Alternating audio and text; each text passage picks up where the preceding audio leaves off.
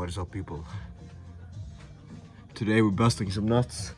Today we're busting some fitness nuts. But first, we're gonna work out. So, 2 scoops because we're a advanced motherfucker. So 2 scoops of these and then push day, smash, gone. Goodbye, the end. End of story. Goodbye, the end. Martin is trying out a new chair. Boom.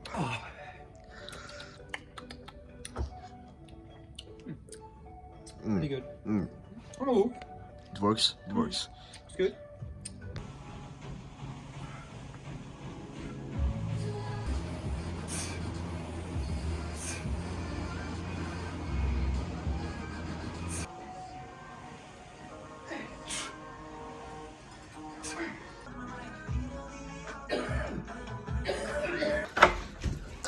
Alright, people. We're done showering. Martin's in there. Alright, so wearing Legend London jeans, black shoes, matching black belt, important. So yeah. Boom. Sup, dudes? Alright, people. Time to bust some fitness myths. Let the truth be heard. And let's make the world a bigger place. So here, my boy Martin. What's up? Introduce yourself to the people. Hello everyone, I'm Martin. Martin officially has joined Fit Factory, so he now works here. I do. I'm studying to be a personal trainer. So he knows what he's talking about. I do. I've been training for some years now and see a lot of shit in the gym. A lot of people claim that they know things because they've heard certain things. Just because you heard things doesn't mean it's correct. Exactly. So let's jump into it. Let's bust some nuts. Alright, so myth number 1 is, can you spot reduce fat? And the answer is no. That's decided in your DNA. You can't, for instance, target your bicep to lose fat more there. And a lot of people think that if you train, for instance, more abs, you will lose more fat in that specific area. And the answer is no. You can only go up and down in fat percentage overall. And your body will choose that for you. Because when you are in a caloric deficit, you go down in weight. And if you lose fat first on your stomach, that's just how your body is made, or your DNA is made.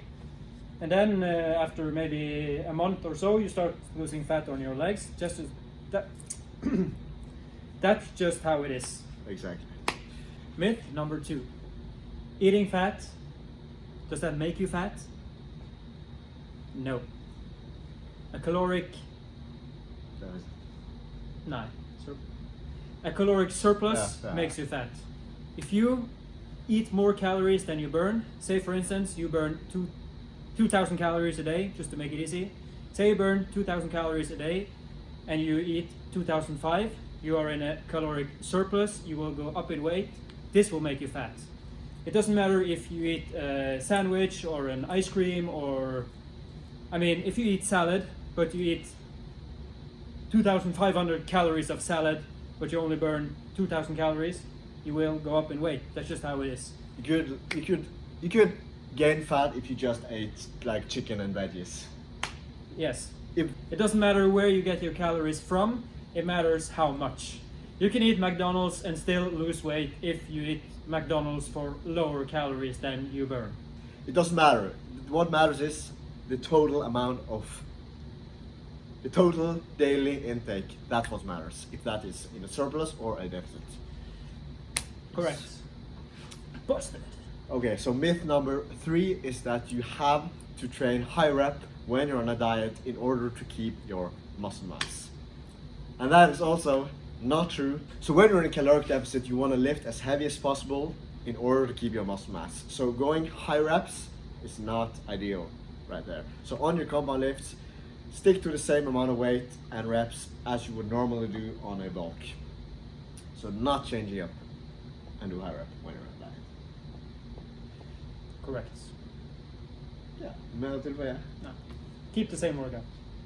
keep the same workout, train in order to keep your strength, or just because you feel, I don't know, lousy, or you don't have the same energy because your calorie intake is lower, doesn't mean that you have to go down in weight. If you lift a certain amount in weight in bench or squats, try to keep yourself at that weight when you're cutting. And a lot of people think that since that high reps target more hypertrophy, they think that you have to go higher reps because then you keep more of your muscle mass. And that's not true, because the more strength you keep, the more muscle mass you keep as well. So keep lifting heavy, keep aiming for PRs, even if you're on a diet. Okay, so myth number 4. You can't shape your muscles. So say for instance, me, I have a long biceps, I have long arms, my biceps go down to here, but Same, me too. say someone has a shorter biceps, they can't train their biceps to go down where mine is. This is just how your body is made. So you can't do some exercise, someone tells you to do that, oh no, your biceps is here, but after a year of training this certain exercise, your biceps will suddenly go down here. Because it is, your biceps is fastened on your joint. So if you want a longer biceps, you can pay a lot of money on the hospital to make them destroy your biceps with dragging your...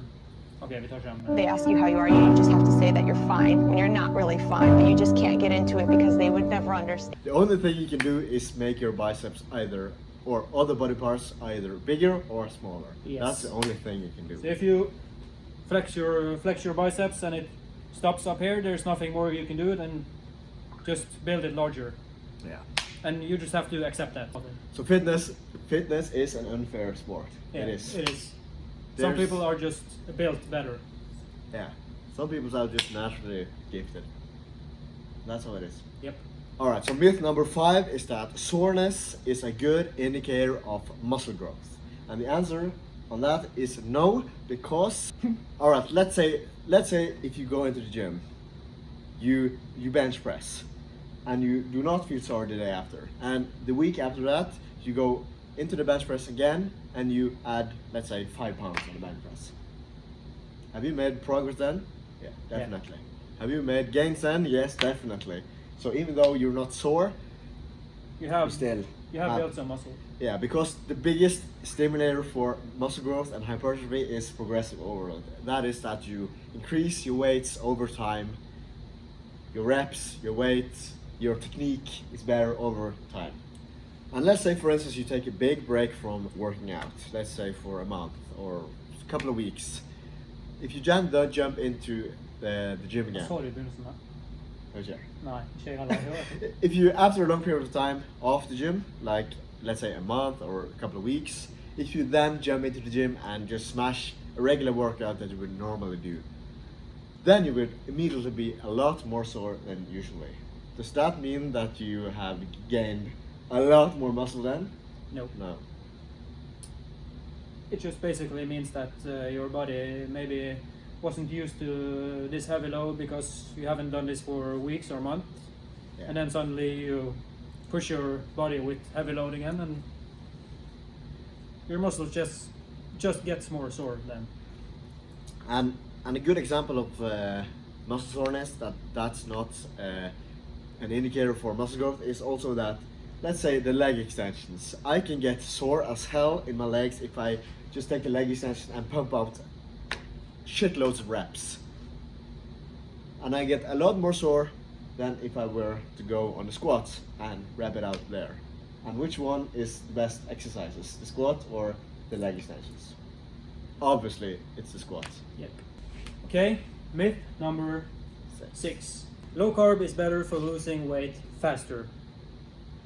Is this true? No, man. No. And why is that? You tell them? You don't have to eat low carbs to lose weight. You can eat low carb but still be in a caloric surplus. Eating low carb is not the best way for losing weight faster. It is being in a caloric deficit. That is how you lose weight. It doesn't matter if you eat low carb or low fat, just be in a caloric deficit. eat lower than you burn. The If you burn 2,000 calories, eat lower than 2,000 calories. The low carb will not make you lose fat faster, it's the total amount. So if you feel like you are eating low carbs, but you are still gaining weight, this means you are in a caloric surplus. Yeah, So you need to, that means maybe you are eating too much fat. And eating too much fat isn't unhealthy, I mean in reasonable portions, but still, if you are gaining weight and you feel like you're eating low carb, who's supposed to get you down in weight, this means you're in a caloric surplus and you need to go over your diet again and see what you can do to reduce some calories. A lot of people seem to think that this is much faster because they seem to drop weight much faster on a low carb, and the reason for the sudden drop in weight is not because of fat loss, it's because you lose a lot of water weight and your glycogen store, and the glycogen stores is more empty because you don't eat carbs. Yep. Carbs make you take up more water in your body. So if you suddenly just drop a lot of carbs, you drop a lot of, or not a lot, but you drop water weight. Yeah. So you can lose 2 kilos in a day or two. Yeah. So that doesn't mean you have lost weight in that sense. That doesn't mean you have lost fat. Yeah. A lot of people tend to go drastically down in weight when they do low carb, and that is because of water and glycogen, not fat. And we like carbs and glycogen. Yeah. That gives you energy and fullness in your muscle. But what a low carb can do for you is, if you are enjoying eating low carb more, that one. Because a more enjoyable diet is a better diet in the long run. So the key is to find a diet that suits for you. Yeah, adherence. Low carb, low fat, no, high carb and low fat, or high fat or low carbs. It doesn't matter, just get it right for what your goal is, to go up in weight or down in weight. The best plan is the one you can stick to. Yeah. Alright people, that's it for today. Thank you guys for watching. Subscribe, like, and check out Martin on Instagram, and I will see you in the next one. peace out. Peace.